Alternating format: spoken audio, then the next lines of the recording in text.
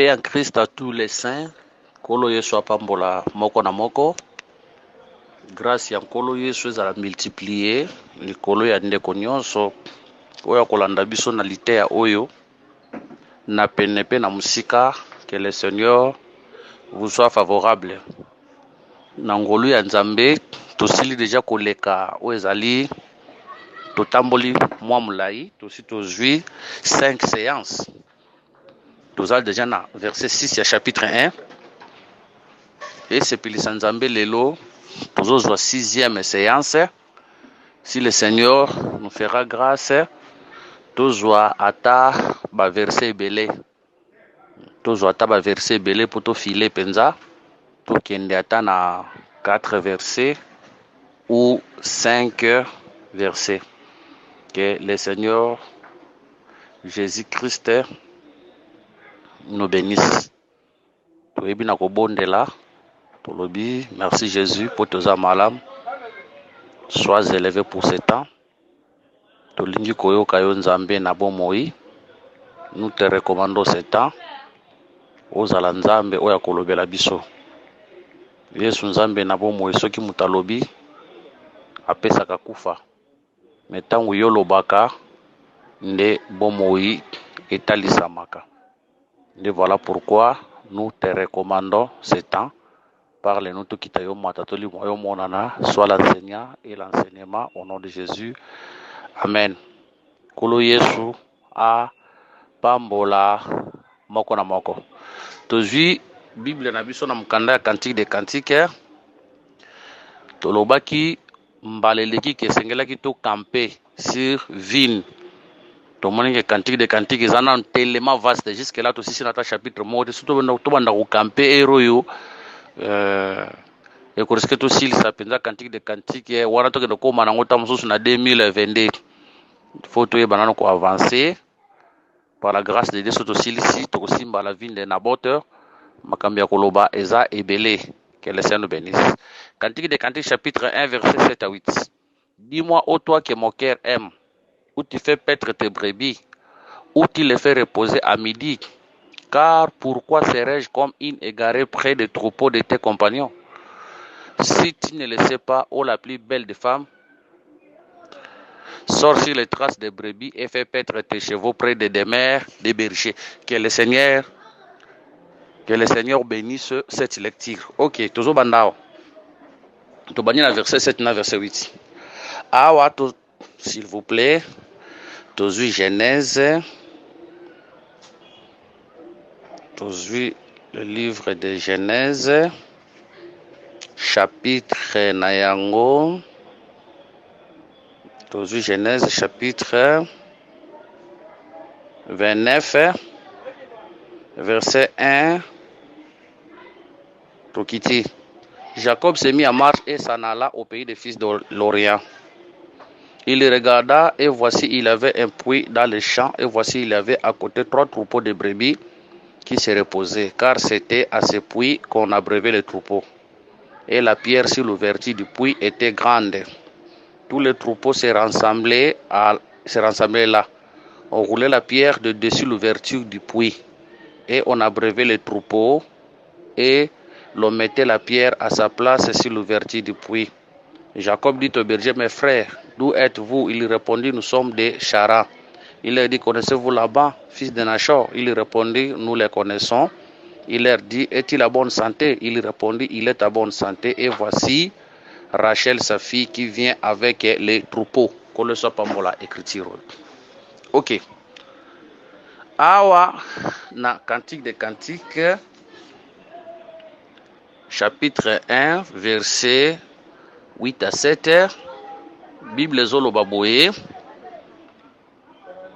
Bible Lobby.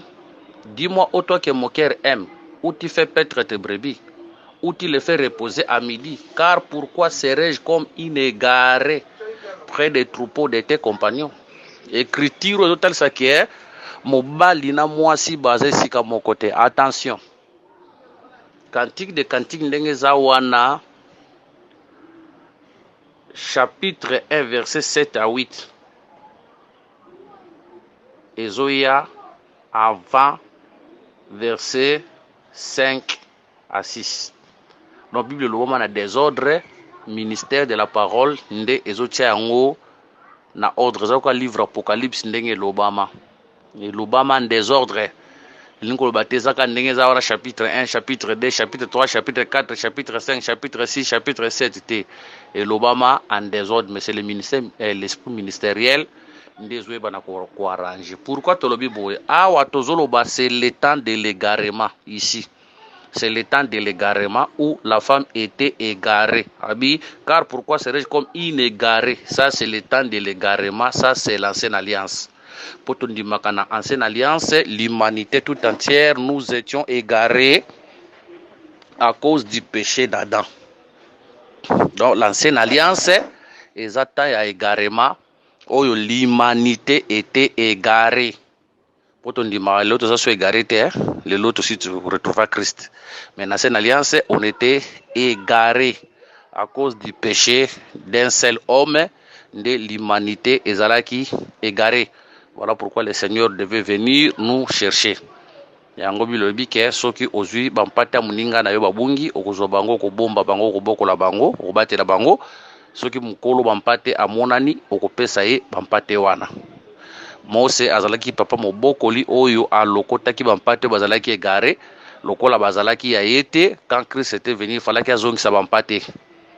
Yango Jean-Baptiste tant Jésus akoya akozana les disciples akosa bango voici l'agneau de Dieu qui ôte le péché du monde. Les deux disciples vont les quitter bakolanda Jésus. Jean-Baptiste a commis tout ça parce que bazalaki bampate na été ya bandeka ko batela. Tobi que l'ancienne alliance c'était le temps de l'égarement. OK. Tu vas continuer. Nakatia eloko yo, ici le bien-aimé est comparé à un berger. Pourquoi serais-je égaré près de tes compagnons? C'est pour dire que ma compagnon yo, baza ba berger. C'est pour dire que bien-aimé peut aza berger. Tolobaki que un berger, c'est un prophète. Un berger, c'est un prophète parce que Moussala est berger. Et ça pour nous combattre la bande ko bandaki na biso na ba audio précédent total ça qui est un berger c'était prophète zomona Moïse zalaki un berger il protégeait mais tant azotika banyama wana po kende na Égypte banyama zo bandaki ko berger oyo pa Madian ba symbolisaka Sephora mais tant azotika bango po akende na Égypte c'est pour dire que ministère à Christ par bikolo esili il faut que ce qu'on a Israël pour que ne aussi ko la bande ko na et on te le dit un prophète c'était berger mais à remarquer moi si peu aza berger pour ba lo banae sort sur les traces de brebis et fait paître tes chevaux près des demeures de berger. C'est pour dire que moi si peu aza berger. Que le Seigneur nous bénisse. Yango topesi Genèse 29, vous remarquez quand Jacob était venu, Jacob a kokuta Rachel azalaki berger. Et puis a kokuta Rachel à côté des bergers. Ozomona Jacob a kutaki Rachel azalaki bergère et puis a kutaki Rachel na pembeni ya ba berger. Donc Rachel waza berger et elle sa peuple nzambe na sen alliance tozalaki ba berger na nouvelle alliance peuple nzambe baza berger. Tant to ba ke peuple nzambe bazalaki ba berger na sen alliance biloko peuple nzambe bande ko battre na sen alliance c'était la loi. Ozomona loko peuple nzambe bande ko battre na sen alliance c'était la loi. Pour Bible bisaka biso boye avant que la foi vint nous étions tous gardés sous la garde de la loi. C'est pour dire que Mobeko azalaki papa ou bandeko batela, Mobeko azalaki richesse to bozu au peuple bandeko batela. Tolobi boye, les bergers représentent aussi les prophètes de l'ancienne alliance. Ozomona, yango tango Jacob azoya azokuta Rachel aza bergère à côté des bergers. Batele ce sont 3 groupes de bergers. D'ailleurs, eza ba berger nde basunga ki Jacob a retrouvé Rachel. Tanga yango n'écrit au PC. Ce sont des bergers qui avaient aidé Jacob à retrouver Oezalaki Rachel. De même, ce sont les bergers nde bazako aider Silamite à retrouver bien-aimé nae. Et puis berger kuna ba hotel sabiso na Genèse 29 bazalaki 3 groupes. Et ça la loi, les prophètes et les psaumes. C'est pour dire que quand Christ était venu, c'était les bergers de Kusunga pour Azwa Akutana Rachel. C'est pour dire que c'est la loi, les prophètes et les psaumes de aider Christ à retrouver le peuple. De même, dans Cantique de Cantique, chapitre 1, ce qu'on est dans verset 8, si tu ne laissais pas la plus belle des femmes sort sur les traces des brebis. Donc, c'est pour dire que quand Kabango va berger, Moutou va retrouver Christ à retrouver le peuple. Quand Kabango va berger, Moutou va sungi peuple à retrouver Christ. Que le Seigneur nous bénisse. Il y a encore remarqué, pour tous ceux qui m'ont c'est là qui tango errance, il y a qui tango peuple abandé kuluka. Il y a encore mona tango Philippe, bakenobenga Nathanaël, bakobane nous avons trouvé muto basakoli na mobeko balobeli. Nous avons trouvé. C'est pour dire que babandaki koluka, c'est ça le temps de l'errance. Mais mutako sunga po ba retrouver Christ, c'est Jean-Baptiste. Or Jean-Baptiste dans moko ya basakoli ya ancienne alliance. Ya ontolobi que ancienne alliance la ki tango ya errance, mais tozala ki pembeni ya ba berger wana etal sa basakoli. Ce qui toke c'est le Genèse 29, 3 groupes de bergers état sa la loi, les prophètes et les psaumes. Et ça, bangonde mutu bako retrouver Christ à retrouver, bako aider Christ à retrouver moi si, et kaka bango mutu bako sunga moi si à retrouver Christ. Que le Seigneur nous bénisse. Mais pour à retrouver yo kelo kwa koloba, a koloba boye, où fais-tu paître tes brebis ou tu les fais reposer à midi, car pourquoi serais-je comme inégaré près de troupeaux de tes compagnons? C'est pour dire que moi si tozolo baboye na révélation, la femme avait retrouvé l'homme à midi. Hein? Midi au bazoloba awa, eza midi non par rapport à 4 coins cardinaux, mais midi au bazoloba awa, eza par rapport à moi. Donc tant moi tambola tant moi comme na midi, donc au milieu na midi, au milieu du jour. Que le Seigneur Jésus-Christ nous bénisse. Nde wana nde moi ça retrouvaka wezali mobali. Que le Seigneur bénisse. Maintenant, remarquez. Ok, na mukanda ya Jean. Toza na mukanda ya Jean chapitre 4. Toza na mukanda ya Jean chapitre 4. Tozu verset 3.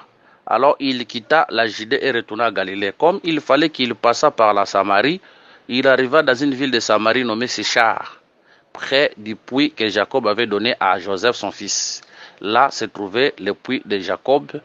Jésus, fatigué du voyage, étant assis au bord du puits. C'était environ la 6e heure. Une femme de Samarie vint puiser de l'eau. Jésus lui dit, donne-moi à boire.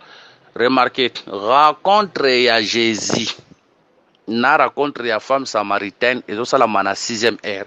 Et puis c'était na 6e heure, nde balobi que Jésus aza ko se fatigué na voyage na. Ozomona, azo sala voyage. Tout on dit que voyage à salaki, c'était pour chercher la femme samaritaine. Cela veut dire aouta qui éternité, ayaki na sa mabele pour chercher la femme samaritaine, soit pour chercher la brebis qui était égarée, pour chercher Adam qui était égaré. Mais pour retrouver biso et au salam na 6e heure. Ça veut dire que banda marche na lembate. Mais tant azo koma na 6e heure, na 6e heure ndazo lemba. 6e heure oyo yango ko remarquer Bible koloba depuis la 6e heure. Donc 6e heure oyo nde mulile zo kota ne kulus. Or 6e heure pa ba yuda eza 12 heures. 6e heure et pa ba yuda eza 12 heures. C'est pour dire que c'est ça midi. Na midi nde Christ azo lemba force tikiye. C'est pour dire que pendant qu'il marchait, il était fort. Mais tant qu'on a midi, il faut forcer Tikae. Or, David a dit que l'Éternel est ma force. Tu comprends que force est la Kanzambe. Ah, c'est pour dire que pendant que Jésus marchait, la force était avec lui. Mais tant qu'on lemba, cela veut dire force est Tikae. C'est ça la croix. Tant qu'on loba mon père, cela veut dire ma force, pourquoi m'a-t-il abandonné? Tout le monde dit que soit comme qui faible.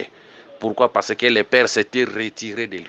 Donc, 6e heure, c'est ça la mort de Christ. Le Père s'est retiré, a commis faible. Il y a aussi le temps que tu marches avec Dieu, tu es fort. La force d'un homme est armée. La force d'un homme est bibundeli à mokilité. Mais la force d'un homme, c'est Dieu. Celui qui a Dieu, c'est un homme fort. Parce que Dieu, c'est la force. Mais celui qui manque Dieu, c'est un homme faible. Na boyi prière te comprendre angle no tambola na yango. Na boyi prière te, na boyi nyoso makambo nzambe te. Mais je sais que la force des chrétiens ezalaka na nzambe yemoko. Eza nzambe yemoko. Soko oza na nzambe, oza na relation malamu na nzambe, ato koti na kati ya koma tie fort. Soko oza na nzambe, ato oza na place moko oza yo moko tie fort. Ta force dépend de la biloko oza na yango te, mais ta force c'est Dieu. Quand tu as Dieu, tu es fort.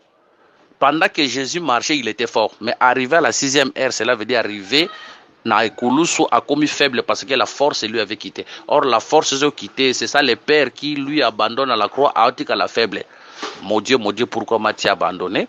Ma force, pourquoi m'as-tu abandonné? Et il va mourir. Et c'est là qu'il va nous rencontrer. Et c'est là où il y a le repos. C'est pour dire que c'est la mort de Jésus, des opés sa repos. En dehors de Jésus-Christ, il n'y a point de repos. Donc, l'œuvre de la croix, nde esika repos nabiso ezali. Venez à moi, vous qui êtes fatigués, chargés, je vous donnerai du repos. C'est repos. Et yaki na midi, oeza et koulousu. Que le Seigneur Jésus-Christ nous bénisse. Tozon di maker, lobi mwasi azalaki berger, abatelaki nini, abatelaki mobeko. Lelo mwasi azape berger, azobatela nini, azobatela oeza lite à la saine doctrine. Que le Seigneur nous bénisse. Pour ce que talibé silamite oyo, azalaki berger. Rachel, azalaki berger, ava kuta na nani. Na Jacob. Silamite, azalaki berger, ava kuta, batali siangwa, azalaki berger. Yango tolobi ke, nancien lance peuple nzamba azalaki berger, abatelaki mobeko, lite mobeko. Na nouvelle alliance peuple nzamba aza berger, azobatela nini, azobatela l'enseignement de la grâce et la saine doctrine. Voilà pourquoi tu dois veiller, tu dois conserver, tu dois garder la saine doctrine et bungater. Que le Seigneur bénisse. Mais pour retrouver Mobali, si tu ne sais pas sortir les traces des brebis, bima na trace à ma brebis, ne koba na ko retrouver Mobali. Tozondi maboye, sur le plan spirituel à la croix de Golgotha, tozala qui sauvé. Ezala bébé oyo, Eli Nzambe oyo.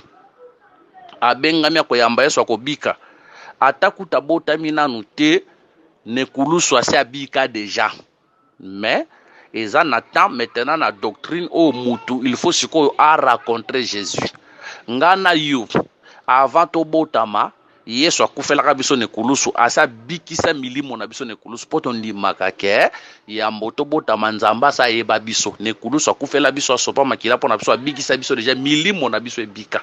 Mais maintenant il faut que ça la passe qu'on a doctrine. Si le plan révélation aussi to bikara déjà, mais si le plan doctrine maintenant pour Yesu tango akufi to biki, maintenant il faut sali siko ya milimo na biso bika. Mais na poto bika toza na nzela o sengela ki to landa poto koma esika ya zalaki. Voilà pourquoi aujourd'hui celui qui a besoin, muto ayebi nzambe te, oyaza na besoin azwa repos ya ekulusu, oyaza na besoin bika esengela landa les traces des brebis.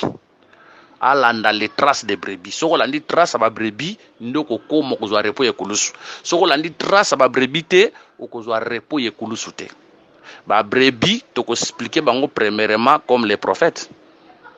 Toko expliquer ba brebis comme les prophètes. Là, nous sommes dans le livre de Jérémie, chapitre 11, verset 18. Bible Zoloba.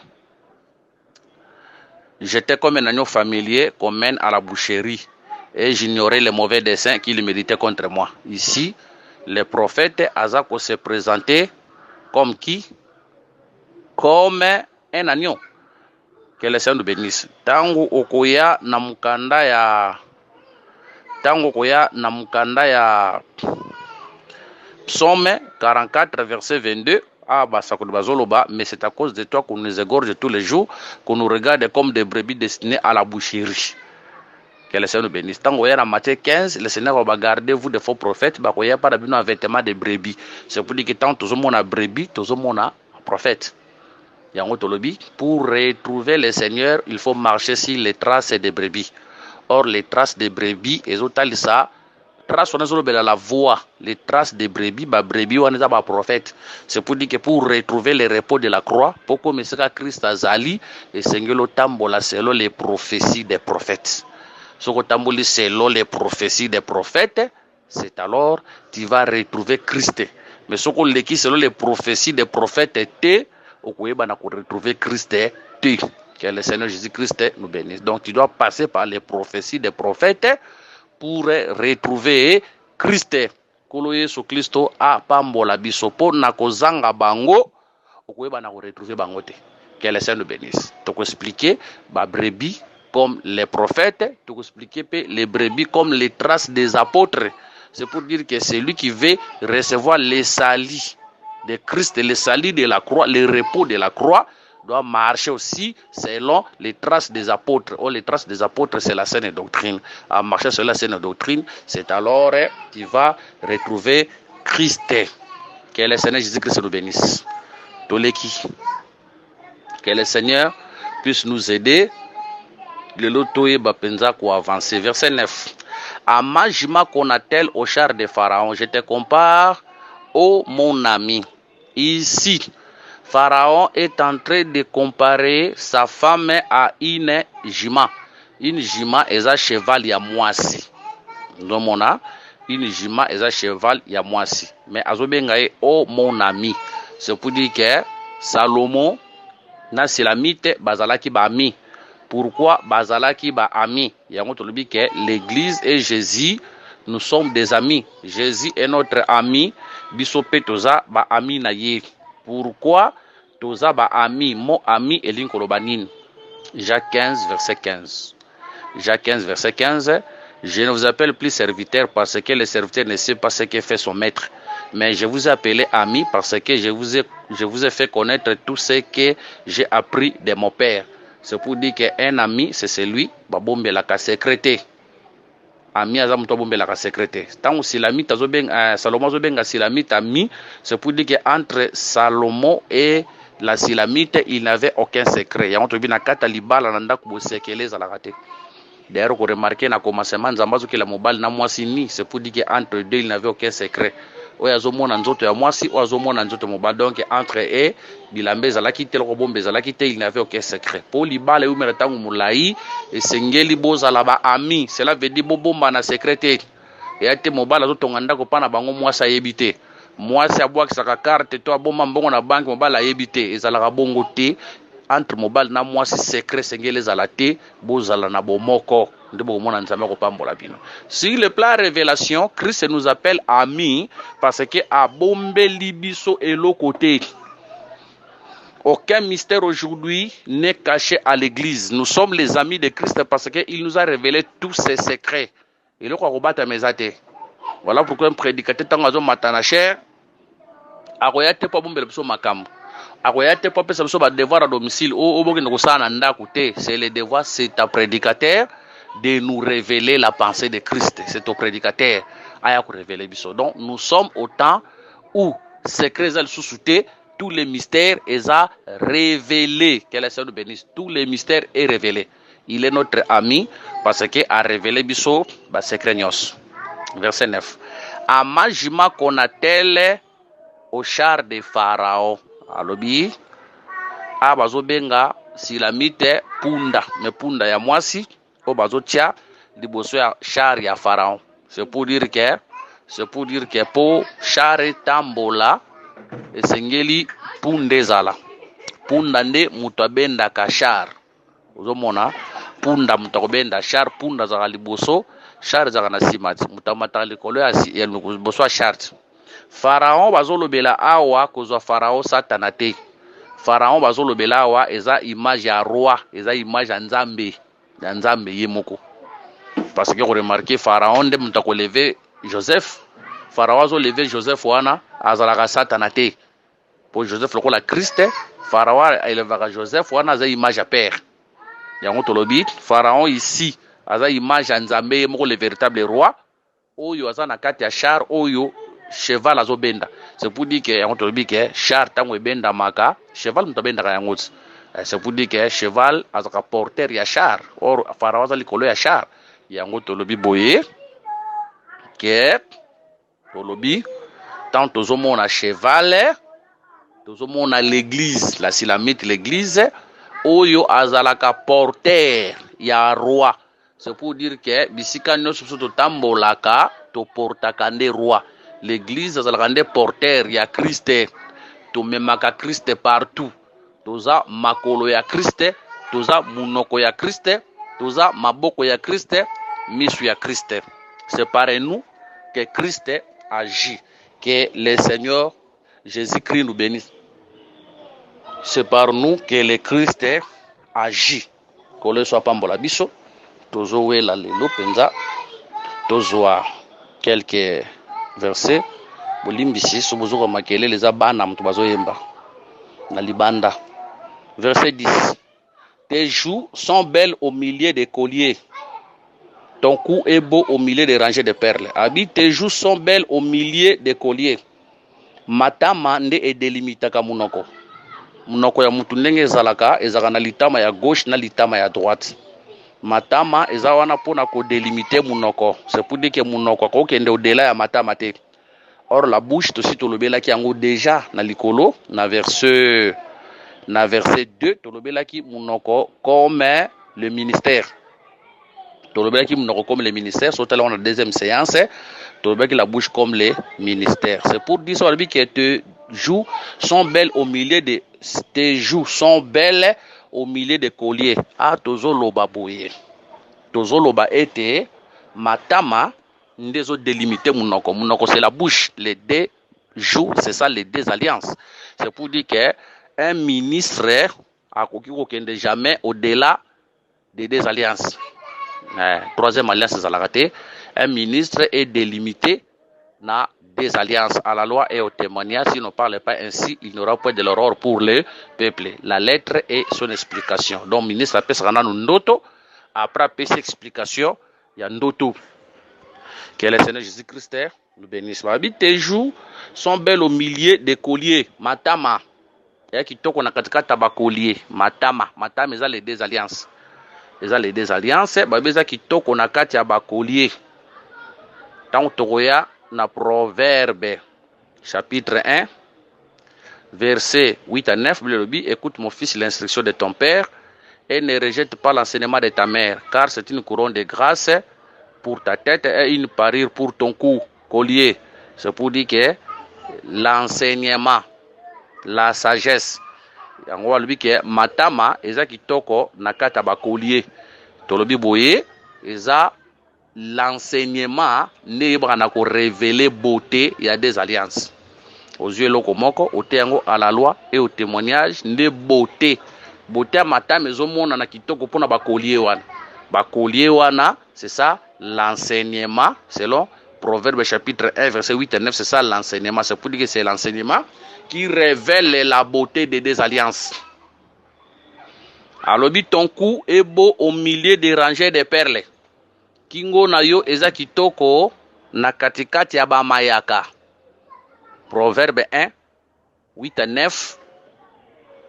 Ba collier, ba mayaka etalisa enseignement.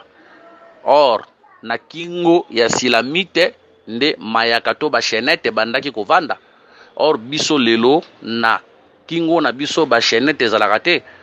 Par rapport à 1 Pierre chapitre 3, verset 1 Tokiti. Femmes, soyez de même soumises à vos maris, afin que si quelques-uns n'obéissent point à la parole, ils soient gagnés sans parole par la conduite de leurs femmes. En voyant votre manière de vivre chaste et réservée, ayant non cette parure extérieure qui consiste dans les cheveux tressés, les ornements d'or ou les habits qu'on rêvait, mais la parure intérieure est cachée dans les cœurs, la pureté incorruptible d'un esprit doux et paisible qui est de grands prix devant Dieu. Ah, ouais, c'est pour dire que na doctrine mon santo a koki kolata ba chenette te. Na doctrine, oh iloko matoi chenette. Biloko wana c'est sont pour les païens. Mon santo koki kolata yango te. Tozo comprendre que chenette iloko matoi oh mon santo akolata c'est l'enseignement ndeko vanda na kingo. Ah, tu comprends que kingo et pas motei ezalinde motema, tu pas mondimi eza motema. Kingo esangisaka mutu na nzoto. O loko esangisaka biso na nzambe ezalaka c'est le cœur. Yango tolobi ke maya ke vandaka na kingo ya silamite lilakise vandaka na kati ya motema na biso. Alobi ton cou est beau au milieu des rangées de perles. C'est pour dire que tozana ba maya ke belé to ba collier belé, plusieurs enseignements. Église tonga magana lilakisi moko te. Église tonga magana malakisi belé, plusieurs enseignements ndezo révéler beauté à kingo, cela veut dire beauté à motema. La beauté de l'église est révélée par plusieurs enseignements. Motero kangamagana lité à mokote. Banda baeba yote a qualité à moko wana, soit bingo qualité à moko wana te moté azala bongote. Moté aza muto ba diversité ya. Moté aza muto ba diversité ya. Ba bengio otei lelo oyo lobi otei wana selon la mesure de la grâce o mulimo na nzambe akosala yo pe akoyebisa yo oteya. Yango frère Paul akoloba. Aujourd'hui, je suis pur de vos sangs, car je vous ai annoncé tous les conseils de Dieu. Donc, c'est la beauté des enseignements qui révèle la beauté de l'église. Tolobi kingo eza motema. Mayake vandaka na kingo, enseignement vandaka na motema. Mosanto alataka chenette te, alataka loka mato ite, topesi écriture 1 Pierre chapitre 3, otangi okomona yango. Que le Seigneur nous bénisse. Verset 11. Nous te ferons des colliers d'or avec des points d'argent. Abi tokosalelo ba collier ya wolo na ba point d'argent. Donc tokosalelo ba collier ya wolo tokosangisa argent na kati. Tosi totalisi collier selon Proverbe chapitre 1 verset 8 à 9, collier zande la sagesse, collier za enseignement, collier za lilakisi. Tosi totalisi yango collier za enseignement. Koleza lilakisi. Que le Seigneur Jésus-Christ nous bénisse. Mais maintenant, balobi ke tokosalela yo collier ya or pe na kati nango tokotia ba argent. Que le Seigneur Jésus-Christ nous bénisse. C'est pour dire que l'enseignement tozomona yango or, même enseignement tozomona pe na kati nango argent. Que le Seigneur Jésus-Christ nous bénisse. Or, quand on voit l'or, sokoye na Daniel chapitre 2, sokoye na Daniel chapitre 2, aux verset 44, Bible lobby, sokoye Daniel chapitre 2, verset combien? Aux verset 37 à 38. Ô roi, tu es le roi des rois, car le Dieu des cieux t'a donné l'empire, la puissance, la force et la gloire. Il a remis entre tes mains en quelques lieux qu'ils habitent les enfants des hommes, les bêtes des champs et les oiseaux du ciel. Et il t'a fait dominer sur et tous. C'est toi qui es la tête d'or. Quand on voit l'or, on voit la gloire. Quand on voit un collier, Esaïa or, et zolobela biso sur l'évangile de gloire. Tozui, totangi. Là, nous sommes dans les livres de Corinthiens 4.4. Pour les incrédules dont le Dieu de ce siècle a aveuglé l'intelligence, afin qu'ils ne visent pas briller la splendeur de l'évangile de la gloire de Christ, qui est l'image de Dieu. Sokozui 1 Timothée 1.11, Bible conformément à l'évangile de la gloire du Dieu bien-aimé, évangile qui m'a été confié. Dans les colliers d'or, là, nous voyons l'évangile de gloire. Maintenant, tout le monde a bâti argent, nakati, argent, et ça pour les rachats. Là, nous voyons l'évangile Yassali. Toluki.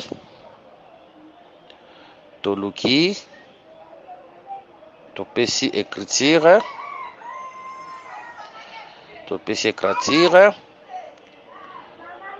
Ah, watalisi biso na Ephésiens 1:13. En lui, vous aussi, après avoir attendu la parole de la vérité, l'évangile de votre salut. En lui, vous avez crié et vous avez été salis du Saint-Esprit qui avait été promis. Nous avons l'évangile de la gloire, c'est ça l'or, et l'évangile du salut, ça c'est l'argent. Mais attention, bate belé lelo bakoma koloba ke kokabola. Oh, tozan évangile à salut, tozan évangile à gloire. Nous voulons dire évangile ezaka moko, c'est ça l'évangile éternel. L'évangile ezami balete. C'est ça l'évangile éternel. Évangile est une éternité, puis évangile est une éternité.